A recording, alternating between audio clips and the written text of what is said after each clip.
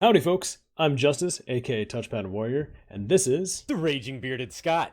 And in today's episode of Between Two Beards, we're going to be going over warrior class changes for Shadowlands. I'm very excited about this, obviously, painting a warrior. So we're going to get popping into it right now. So we're going to go over some of the universal abilities that all warriors are going to be getting: Prot, Fury, and Arms. Obviously, your boy's an Arms warrior over here, so I'm very excited. A lot of these abilities are going to be universal across. The first one up on the list is going to be Execute. Every class is going to, or every spec is going to get Execute. It's phenomenal and also terrible because that means as a Prot warrior, you're going to have some Prot warriors that you're coming to dungeons with, and they're going to prioritize using their rage pool to execute instead of using defensives. Oh yeah. Maybe not the best thing, but it is really good when, you know, some people love to play Prot overall, no matter what they're doing, and they have an extra damaging ability. Another good thing where it comes into consideration would be in a raid encounter. Let's say you're doing like a 5-8 minute boss fight. You're the off tank for a little bit. You got a lot of rage. You're just kind of like sitting there doing nothing. Now you'll have something to do in that sub 20% at least. So it is nice to see Execute across all fields. Hamstring. It's interesting.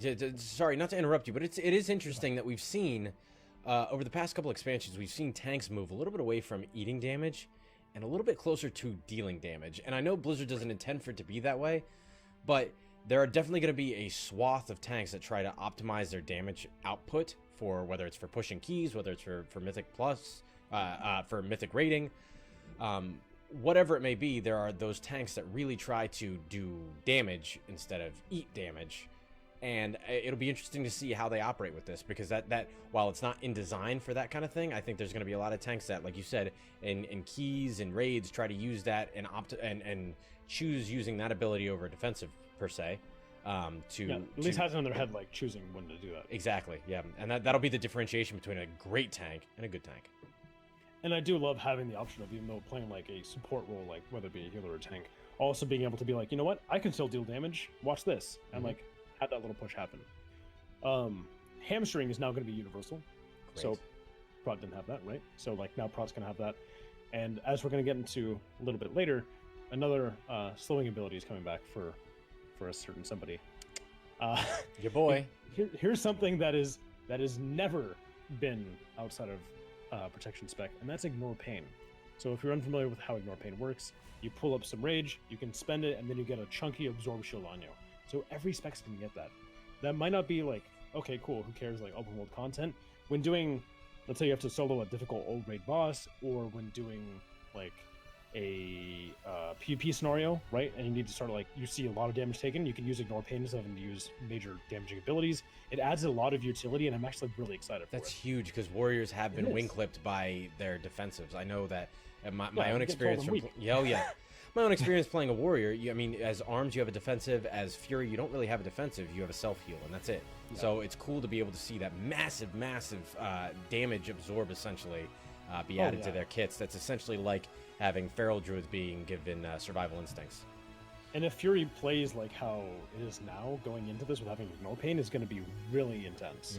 And it might actually end up making Fury warriors like super competitive in the PvP scenario. Oh, unbelievably. So much rage and then having Ignore Pain.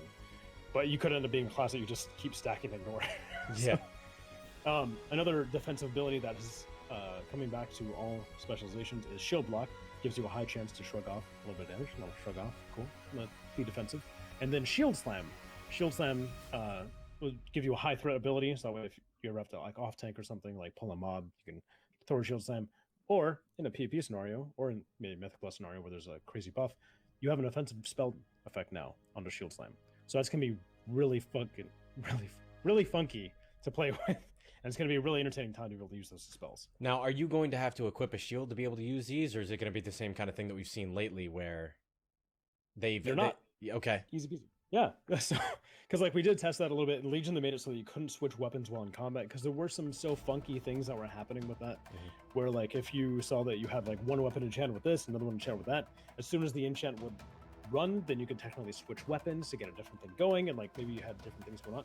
There's a whole bunch of chaos into that. And though it was entertaining for like a top-notch player, it did like take away from just playing the game. And so what they're going to be doing is, since you still cannot switch weapons while in combat, you just get a little faux shield that you pull out of your ass. Very cool. You can use those abilities. That way it lets, in a PvP scenario, let people know that, okay, they are using Spellflight, they are using Shield Slam, Shield Block, etc. Okay. And you don't have to have like some kind of stancy macro nonsense going on. Yeah. Something not too thrilling, but everybody gets slammed. Woo! And then this has been on and off like a PvE ability and a PvP ability. Currently, it's PvP only.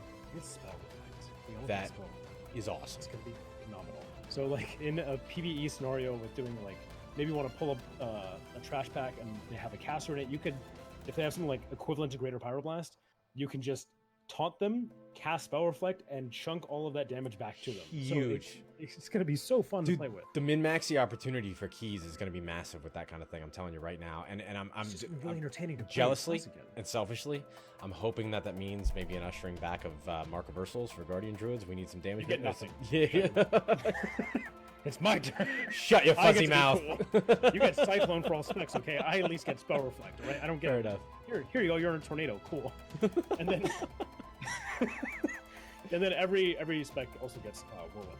So Okay. cool. Very cool. For, like, I mean, Fury and Arms has had it. Cool, whatever.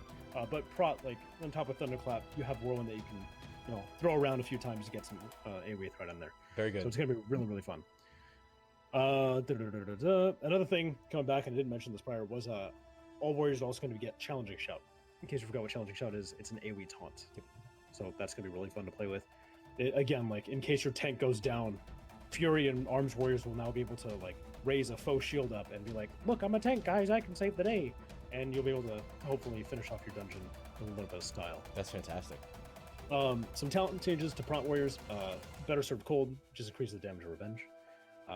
Menace, so this might seem familiar to some of your warriors have been playing for a long time. Intimidating Shout causes all enemies to cower in fear for a substantial amount of time. How Intimidating Shout currently works is that they flee, right? They run away from you. Right. How Menace will work is what a Major Glyph did prior, which they will fear in place. They will Gotcha. cower in place, so that way you can have like an AoE CC of sorts in like a PvE scenario, or like PP scenario. Maybe you want to keep that healer right there instead of him fleeing off in the middle of nowhere. Still broken by damage, though, correct? Correct. Yeah, Gotcha. it's still going to be a cowering effect, like a fear effect. So Okay. it can still be broken by damage, but like it's nice to interrupt some heals and et cetera, et cetera. Absolutely. And then we also get Indomitable, which is there, but it's changed a little bit. So increase the warrior's maximum health, and spending rage will heal their wounds. So Ooh. now like it's a little bit of like a leech scenario, right? So like where it's like, cool, yeah, I'm taking damage. Guess what? Boop boop boop. Heal up. Cool. How about you heal a little bit so you're not just like a meat shield constantly. Interesting. Never Surrender increases the Ignore Pain base on the warrior's health. So everybody's getting Ignore Pain, but Prot's obviously going to have a little better time with using it. Yep. Enhanced. Yep. Something interesting going into Fury is that Fury now has a talent option for Fervor of Battle. How Fervor of Battle is currently with Arms Warriors, that when you whirlwind, you slam your primary target. Mhm. It's something that's been in the game that kind of take it with a little bit here and there, trying to perfect it and make sure it works correctly. The current way how it works, pretty juicy. I love it. But now Fury gets as an option. And so how it works with Fury is like Fury, you're spending or building rage to spend on one ability. Arms, you're just spending rage constantly. So with Fury having this ability, during Whirlwind, which is interesting spelling, or interesting wording, during Whirlwind, but the warrior will slam the primary target and gain additional rage. So if you're in like a heavy AoE scenario or dungeon, whatever, you can use this as a talent option to even pull more rage for dishing out your heavy AoE abilities, which Whirlwind currently costs no rage. So it doesn't generate any either. So it's like that's an interesting thing to play with. Onslaught, Enraged Warriors attack for a huge amount of damage.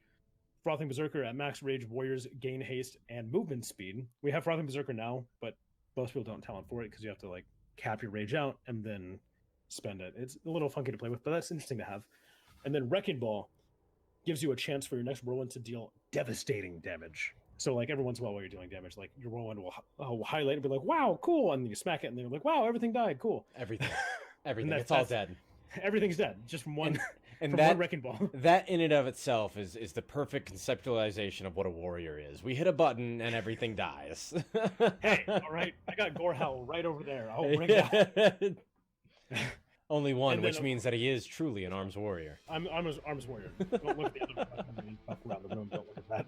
They're just I change, my transplant every once in a while. Going into Arms Warriors, which is my little slice of cake. Returning abilities. We got Piercing Howl. In case you're unfamiliar with how Piercing Howl works, it is a slow AoE ability. So you'll be able to daze all enemies around the warrior instead of just one with Hamstring. So it's going to be really nice to have, like, maybe there's a kiting thing in a dungeon, or if you're doing like some BGs and stuff. Scott, we've gotten some BGs. I can slow everybody that's running down that flag room. Fantastic. They're all going to get slowed down instead of just worrying about like trying to like single hamstring switch, say hamstring switch hamstring.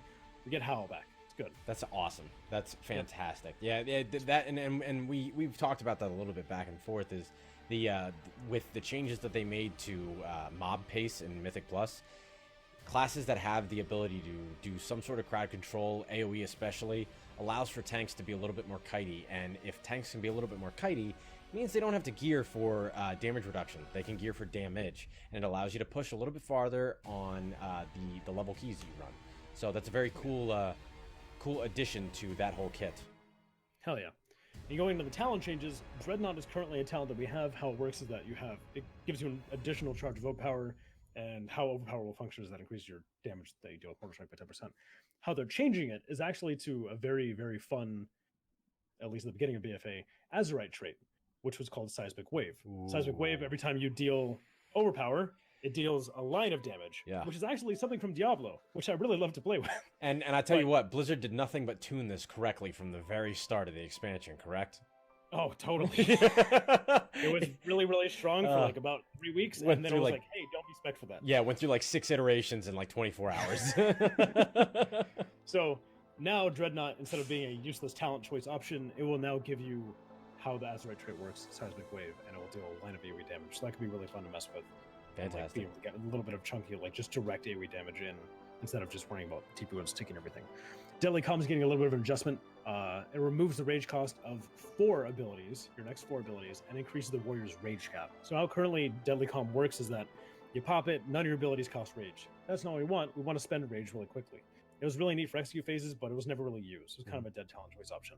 With this, it does seem interesting because now when I hit execute phase, I could pop that cooldown, get 4 really chunky executes out, and then it'll also be building a greater rage pool than I previously had. Right. So I can get a follow-up of more chunky executes in. Yep. So it's at least something that we have like, oh, that is an option now, instead of it being nothing.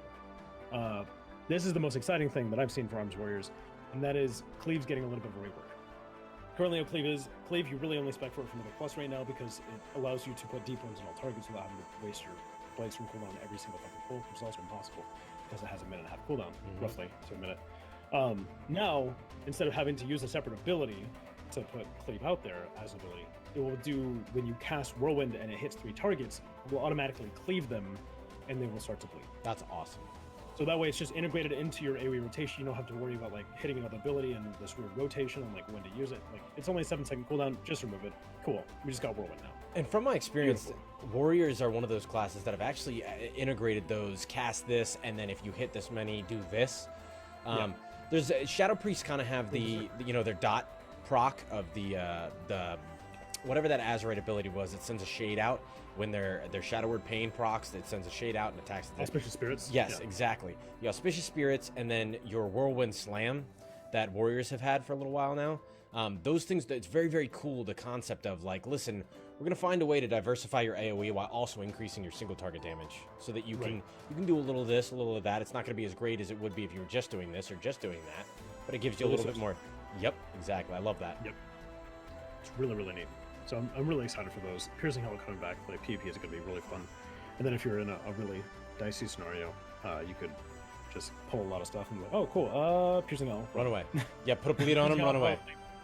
On High Mountain, which is not my favorite warrior race to be, but you can Bull Rush too. Dude, it makes it fun though. There's so much mobility. I briefly played a High Mountain Druid, and having the versatility that they have, and also having that charge to be able to handle stuns and AoE and shit like that, it's fantastic. It's neat. It's not the best, but it's neat. Yeah. So I'm okay with it. That pretty much wraps up Arms Warriors.